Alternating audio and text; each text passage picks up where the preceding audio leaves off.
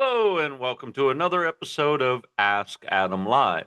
ASK is the acronym for Always Seek Knowledge. That's what I hope this and every other episode is, that you always seek knowledge to better understand yourself, to better understand others, and quite frankly, to better understand the world around us. We all think a little differently. We can all handle situations differently. We can have traditions that are different. What I hope this and other episodes, that it brings us together.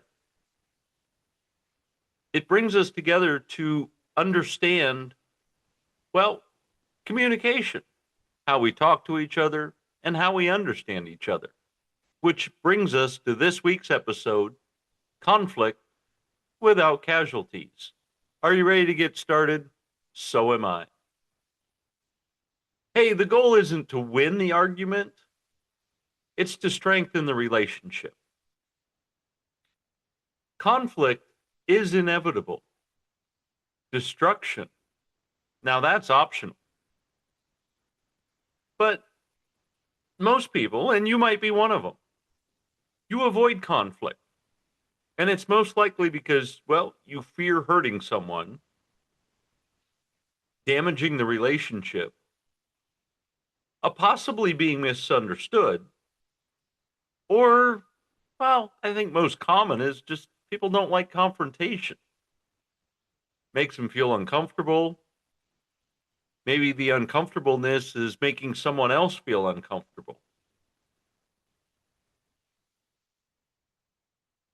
I can tell you what I found is, ironically, avoiding conflict usually creates even bigger conflict.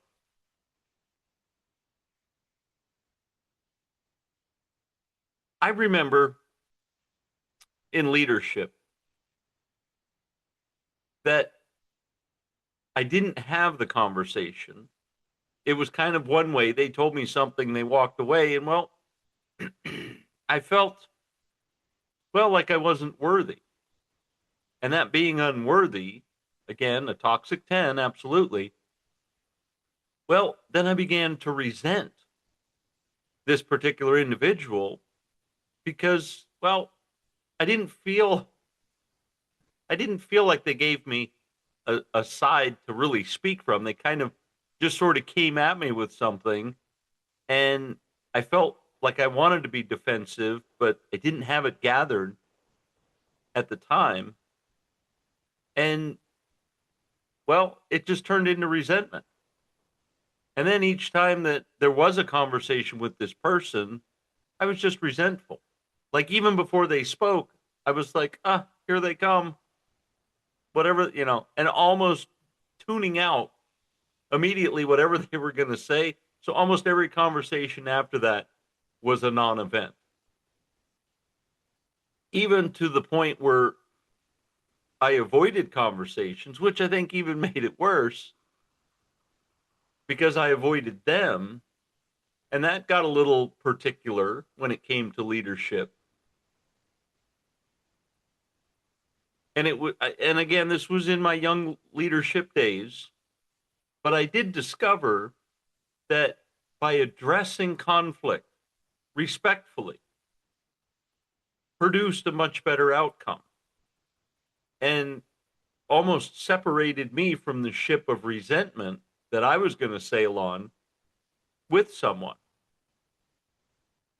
Now, I want to share with you that this didn't happen overnight, and it took a lot of exercise, a lot of conversations going tremendously bad. But I did come to a point where I started, well, not only each time asking myself, what can I learn from that? And keeping that together and starting to organize things, and also being prepared as far as kind of knowing what my facts were.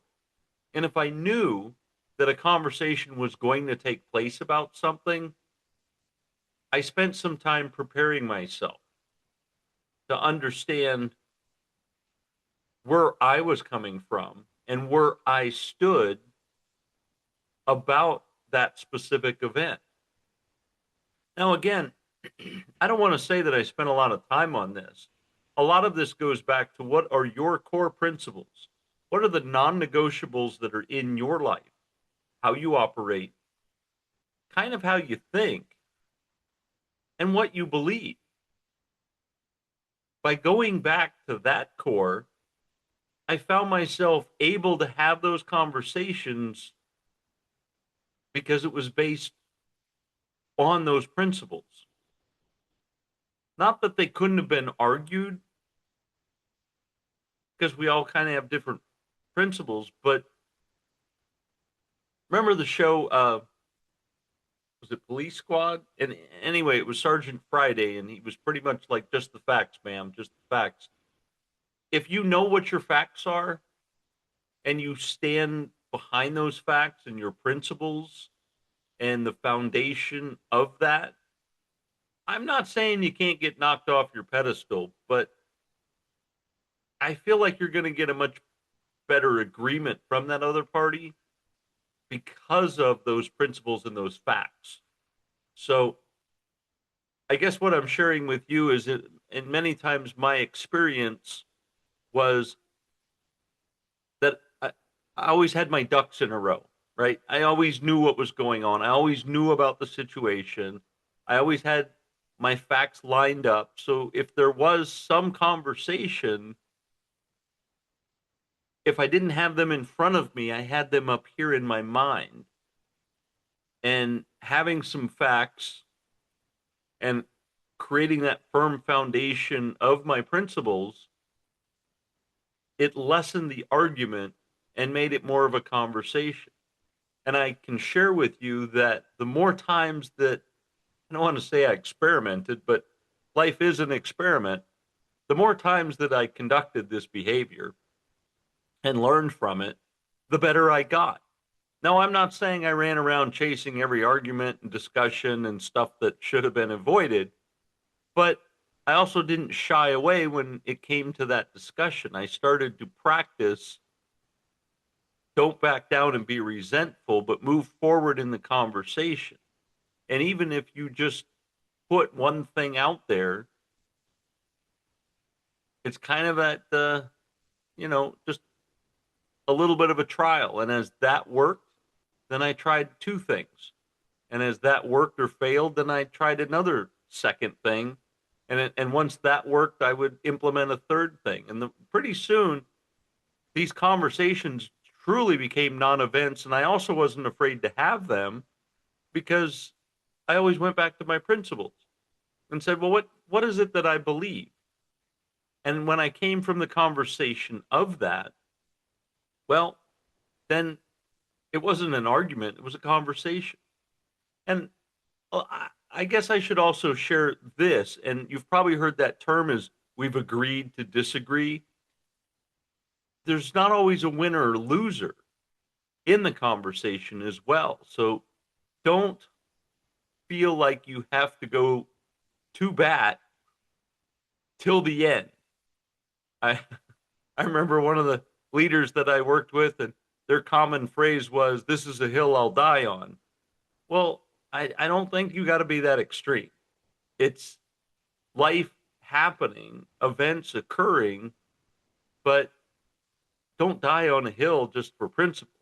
Like, have your facts and have your principles and stand on those. And if they're not understood or received in the manner that you think, well, part of this discipline is also being okay with it, because some people might not get that in the conversation. I I find it one of the best examples. I remember leaders would come to me and they pretty much had a statement, and I don't know, whatever their lack of leadership training was, but it's almost like they never expected a response. So when you gave them a response, it really threw them off as well. So I found that, again, just standing on some principle, some facts, some learned knowledge that when I was approached with something and I responded with the information that I had and how I felt about that, and I just left it there because I noticed they already looked like a deer in the headlights, a little perplexed that there was a rebuttal. Like they assumed they were just going to say something to me and not get a response. Now, if you don't have a response, that's fine. Take it as a learning experience. Think about the next time and then have those responses more and more available for these conversations. Because I think the more that you have this sort of built up in your arsenal, and again, it's not going to war, but man, if you're going to fire a shot across the bow and get my attention, well, you've got my attention. And then I'm going to share with you something. And you're probably not going to like it because it's kind of going against what you said. But respectfully, in that specific moment that I feel requires a response, and let me try to, I guess, bring this back in, but don't take it personal. They're doing probably what somebody had asked them to do, and they really didn't want to have to do it, but they had to do it. And so they came to you. So they're already kind of wounded and don't want to do something. But if your response is factual, some level of principle, something that has some thought behind it, you're at least going to leave them with something to work through themselves. Because remember, we're all in our own level of education of life. You're at least giving them something, and you're not bashing them, right? They're just the messenger. You're maybe squashing the message and giving them an opportunity to go, that's an interesting point of view. I don't know that I've considered that. Now I'm going to consider that, plus maybe how something happened and how they're going to change how they address people in the future. Or maybe that they start training themselves to have some more factual information behind them besides just being the messenger. Anyway, what I promise you today is that you'll learn the practical framework for handling difficult conversations without creating unnecessary damage to people, teams, and relationships.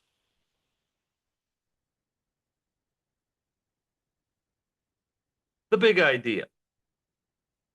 I've found that healthy conflict does build trust.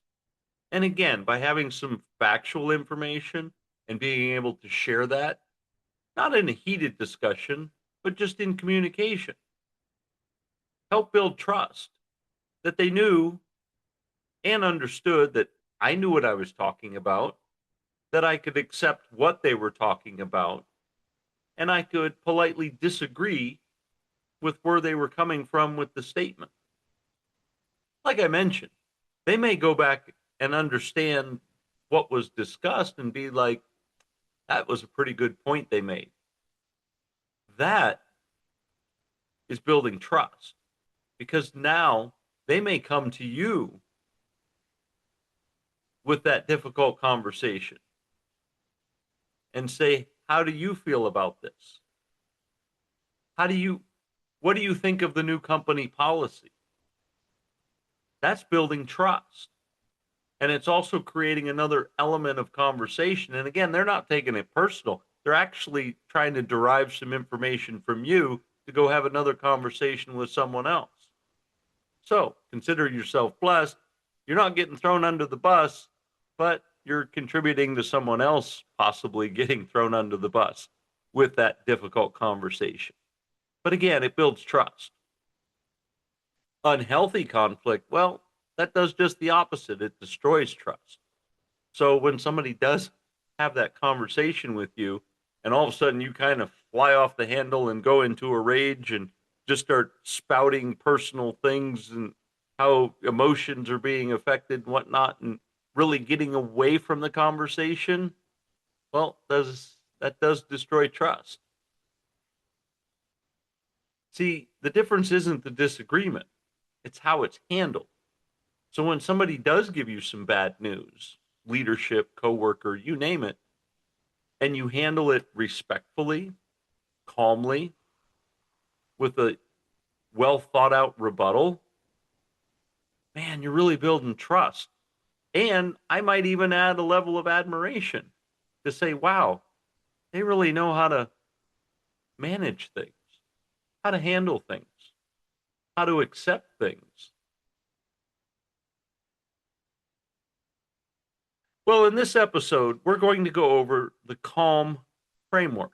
You know it, CALM.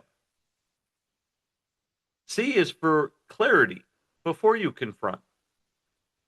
So if you're maybe on the other side of this conversation and you have to have that conversation with someone, clarify before you confront. You want to ask yourself, what is actually happening? Am I delivering some good or bad news?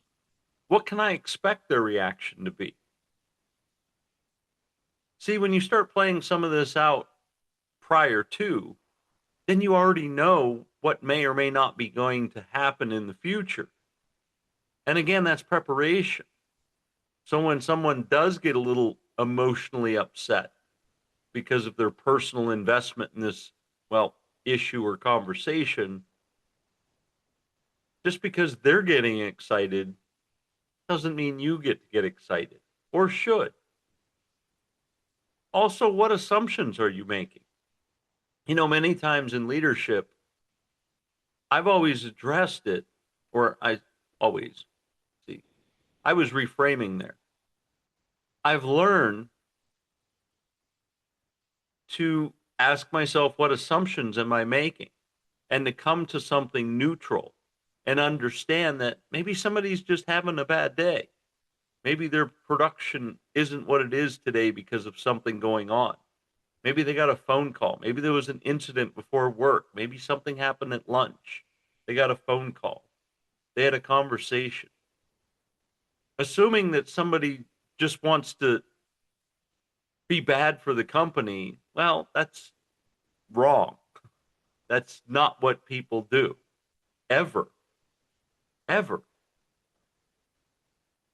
So don't assume somebody's just trying to be bad for the company.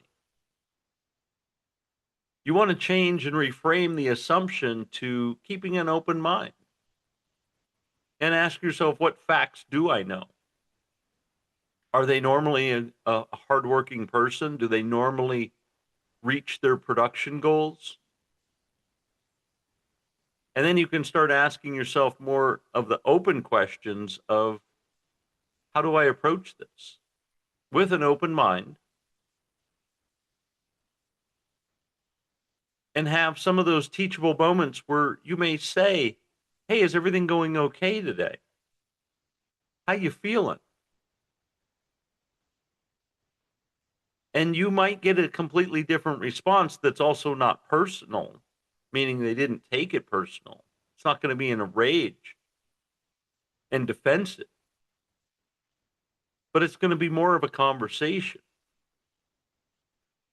As well as, you probably want to know some facts, because when someone does confront you with whatever your question may be, having some facts, maybe some company standards, maybe some policy information, well, this is certainly going to change the discussion, because when they begin to get defensive, you can throw the policy under the bus, not yourself or them.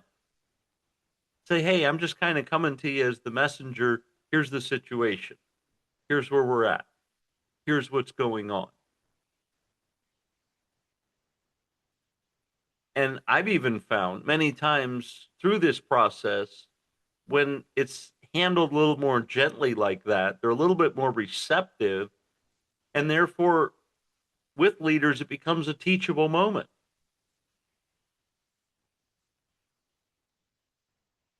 And you're responding to only the facts, not stories. And of course, somebody's going to give you an excuse. That's kind of a knee-jerk reaction. We're human. That's what we do. We're defensive, and so we'll tell a story. But through leadership, if you hear the story, back up. If you listen to the story, but you don't hear the story, it's fair because the story really doesn't matter. Not necessarily. Maybe a few key facts, but many times if there's a story involved, they're trying to derail, right? They're going on about something that doesn't matter. Pretty much a one statement thing of, yeah, I'm having a bad day. Yes, this occurred this morning. This occurred over the weekend. This happened. That's a statement, not a story. When there's a story, it's a non-event. Again, they're just trying to distract and derail. Assumptions are often the first casualty of good communication. So don't assume something. Just look for statements. Respond to facts. Sometimes utilize it as a teachable moment to say, hey, in the future, meaning in the next few minutes and beyond, let's focus on this. Let's try to do this. But don't always assume something that you don't quite know. And that brings us into A, which is to assume positive intent. Remember, most people aren't trying to create problems. They're just operating from different priorities, different experiences, maybe even different communication styles. Sometimes even different information that was told to them by somebody that maybe didn't have all the facts together. And so their defense is from a third party. You know, a couple of times when you're in a factory-like setting, communication style can be a little bit louder because you're having that discussion while there's outside noise. Well, that's not yelling. That's just having that conversation in the environment, which is why I recommend if you're going to have a conversation, step aside. Step off that production floor. Step out of the hallway. Step out of the conference room that everybody is sitting in. Just calmly and politely say, hey, maybe we could discuss this in the hall. That way you're saving yourself and creating that positive intent. And I'll tell you that many leaders will respect you for, well, not only savoring and saving the space of a calm boardroom by taking your business out in the hallway, and true admiration when you do come back and say, oh, you're not going to, boy, it was a huge misunderstanding. Glad we got that taken care of. That is a fast track to leadership. And guess what? You didn't even discuss half of it in front of people, so they don't even know what it was, what you did wrong, what you missed. Where was the miscommunication? Was it something important or was it something minor? See, nobody knows anything except for you took the leadership stance and took it out of the boardroom and into the hallway. You had a conversation, brought it back and said, oh, sure glad we had that chat. Little miscommunication. And the other person agrees. Yeah, we were a little misaligned, but we're okay. And you sit down. That's huge. No details, no stories, just the facts. Small misalignment, brought back together. And the fact that you handled it with that other party admirably, like that, keeping everybody out of the business, it's huge. It's huge. So how to keep it positive when we have different priorities, different experiences, different communication styles, as well as different information.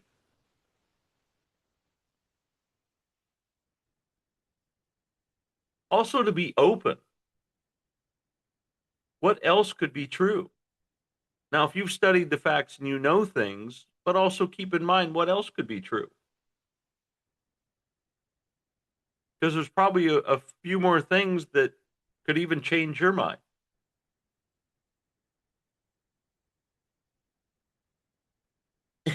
And I'm laughing because it's another thing I've learned to practice is consider how others may be seeing the situation. Like bring yourself around the other side of the room and see the perspective that they are seeing. Sometimes it's difficult. I like to kind of move. I like to pivot the conversation sometimes. It's like a little waltz or a dance and just kind of like move. Sometimes you would you would be if you're standing, I'm standing and I'm looking at you and stuff behind you and you're standing looking at me and stuff behind me. If you just turn that, just kind of work your way leaning a little bit, kind of keep shuffling, moving, and all of a sudden turn yourself 180 degrees while still in front of that person, having that conversation, that discussion. Maybe it's while you're listening to their story and kind of pivot around. It's interesting that they'll keep wanting to be directly in front of you while they're speaking. So they will move, they'll move. But it allows you to now see what was behind you is now behind them. And sometimes that adds a little dynamic to how you're perceiving things. Because in a certain situation, there may be something behind you that's offensive. There may be something behind you that's unjust. There may be something behind you that reminds them of something. And so they may be talking about something that it's not even relevant because it's what they're seeing behind you. Eye contact is important too. I probably should share that here, but remember, what else could be true and how might they be seeing the situation? It's a neurological thing. But when you make that adjustment, I think you do the same thing for that other person when you change your position, when you create that pivot. That all of a sudden they inadvertently will begin kind of seeing things differently too. And you may see the conversation change.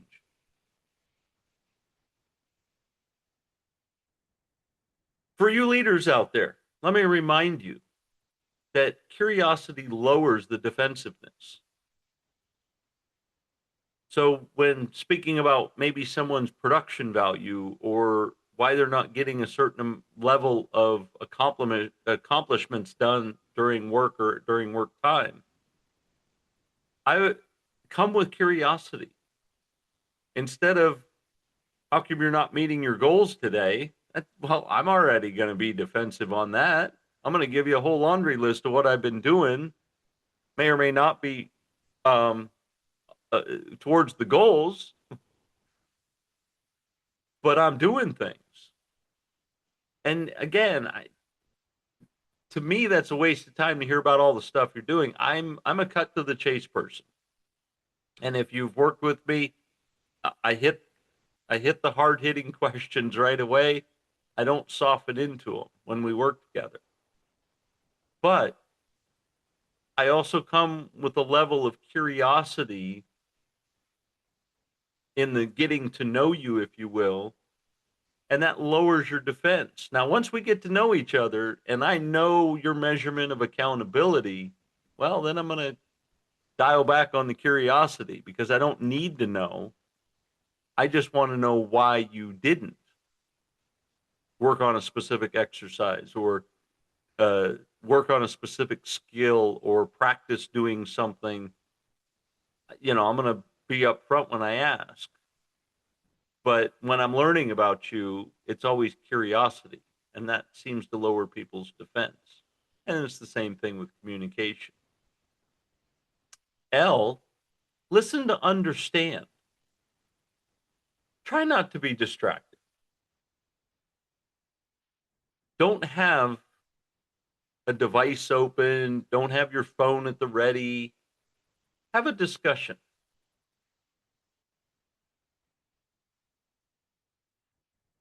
See, most people listen, but as they're listening, they're working on a reply. If you want to be a leader, true leaders listen to understand. And that's many times why, when you are having a conversation with a leader, they are more apt to pause even after you've finished. They don't have a response yet. They're still understanding. And if they do have a response, I can share with you, and this is a hint for you leaders as well, is it's just going to be a follow-up. You know, the adjacent to the first question is going to be the follow-up second question. Maybe reworded, maybe redefined, maybe just repeat it, because they still don't understand the situation. Not that they can't comprehend, it's because you really didn't give them an answer. When the conversation goes back and forth, it's because that other person is working on a reply. And then the other person, while the other person is talking, is working on their reply. When a leader stops, asks you the same question again, they are still seeking to understand. And until they're probably going to ask you the same question 3-4 times until they understand. So you kind of don't want to put a lot of fluff into that if you want to be a better communicator, and practice that. When you hear, didn't they just ask me that? It's because they don't understand. You need to get clear on what your answer is, your response is. And many times they utilize these practical questions. Help me understand this. Could you tell me more about what you're talking about? Maybe you had a disagreement with someone. They still want to understand. They want the facts. So they'll invite you, walk me through what happened. Or maybe that second clarifying question. So what am I missing then? And that's digging into the next level of detail.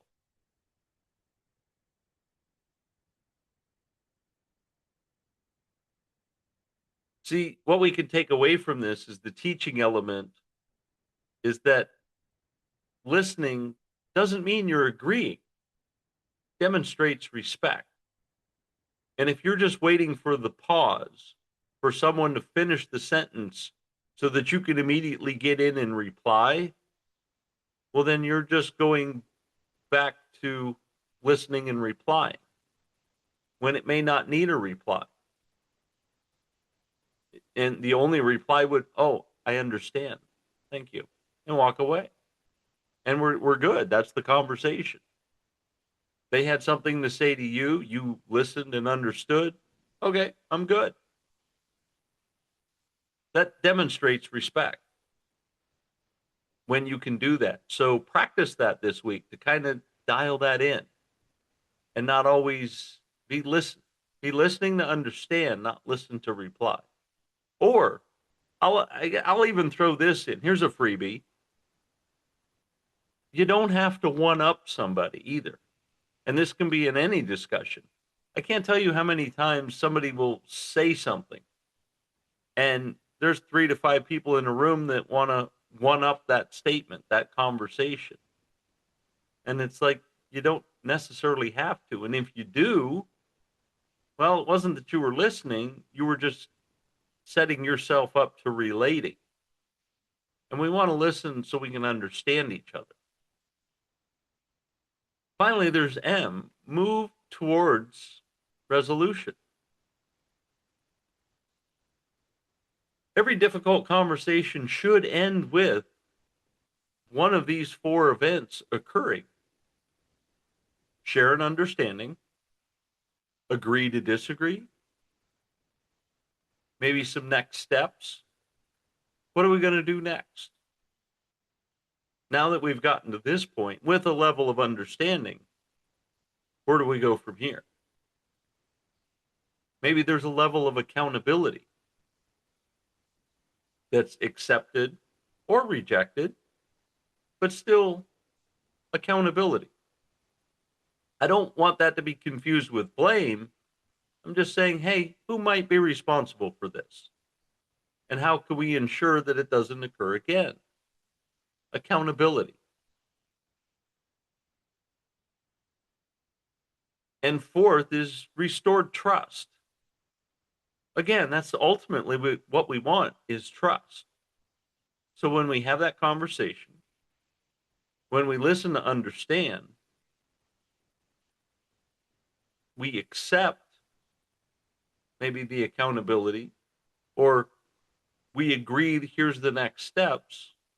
This is restoring trust. And each time you restore trust, well, you're building that up where conversations would be quite pleasing to have with you. Because I know when you follow this, I know what to expect. I know that I'm going to make a statement to you. I know you're going to listen to understand. I know we're going to discuss some next steps, or where can we go from here? Or the mutual shared understanding of the events that occurred, and maybe put together a plan of how that won't happen again. And now we have mutual trust. And when you build that mutual trust, I can tell you I'm going to feel a whole lot more positive about coming and having a discussion with you about anything, rather than wanting to maybe dial it back and avoid that conversation. Wait until Friday, end of the day. Because I just know that the conversation is going to be filled with stories, not with facts. And it's going to be difficult that we're going to find some resolution, and we're certainly not going to build trust. And quite frankly, I don't want to end my week that way. So I'm going to avoid that conversation. So when we reach the move towards resolution, this conversation is, what do we both want? What are those expectations? Maybe coming to that conclusion of what's a solution that benefits everyone. And it might not even be that necessarily benefiting the two parties having the conversation, but what would be better for a team. I don't have to like something to say, yeah, it's going to be a good position for the team to be in. Here's a good conversation for the team to have. So what solution benefits everyone? And then always asking, what happens next? What's the next steps? Because I can tell you many times, conversations, when they get heated, you're not talking about next steps. You're just going back at each other until you get separated and nothing gets resolved. And at the end of the day, well, we do want some resolution. So let's discover what happens next. Do we create some policy? Do we have a conversation with some other people? Do we need to take it to the next level? What happens next?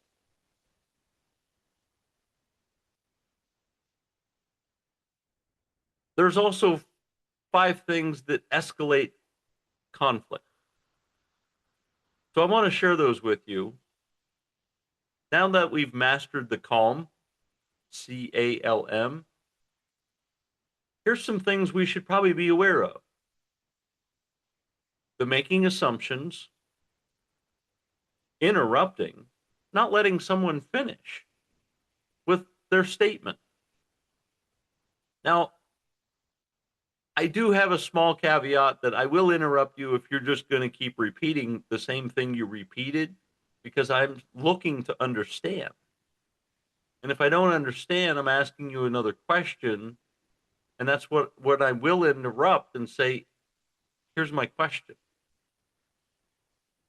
But the constant interrupting just so that you can reply or make a statement or to one up someone or take it and make it personal, well, that's being disruptive. Also, the speaking in absolutes, you always or you never. Well, that's kind of direct to that person. And I don't know a lot of people that respond to direct, but I think you can find that resolution when maybe you speak in hypotheticals. Hey, we're really having some issues with the team. What if we were to try something like this? Instead of the team always, no. What if the team did this? So avoid absolutes.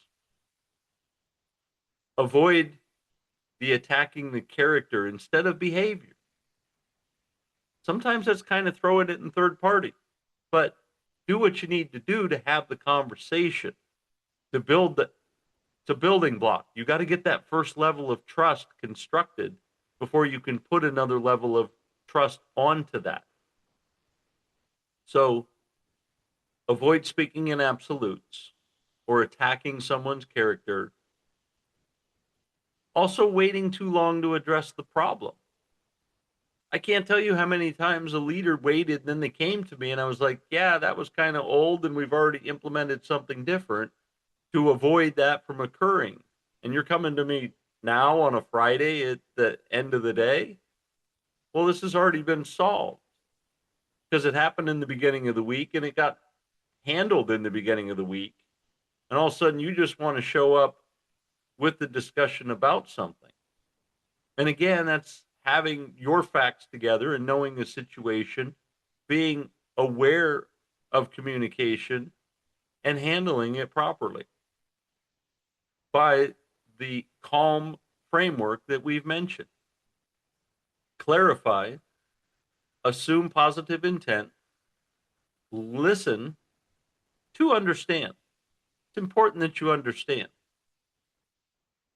And then finally, move towards a resolution. Remember, conflict isn't the enemy. It's poor communication. That is. I invite you to download the Conflict Conversation Planner and work through that before your next difficult conversation. Clarify the facts, prepare your questions, focus on understanding first, and leave with agreed action. I also invite you to share your biggest insight using hashtag conflict without casualties and tag at Ask Adam Live. The strongest leaders aren't the ones who avoid difficult conversations. They are the ones who know how to have them with courage, compassion, and clarity. I hope you found this episode immensely helpful for your next conversation. Now let us all go out and make it a great day.